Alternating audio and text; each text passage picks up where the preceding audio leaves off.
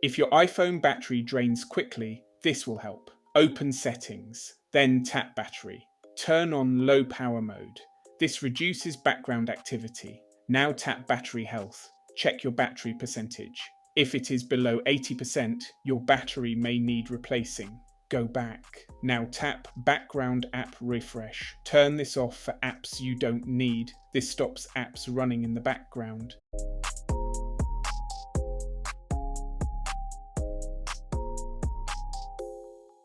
Next, go back to Settings, tap Display and Brightness.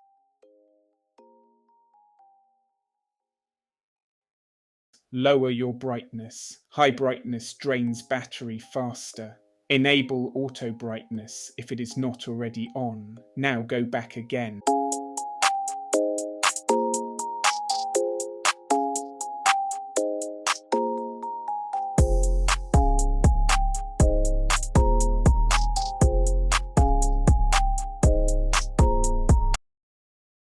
Tap Privacy. Then tap Location Services. Review which apps are using your location. Set most apps to while using or turn them off completely. Bonus tip: turn off Bluetooth and AirDrop when not in use.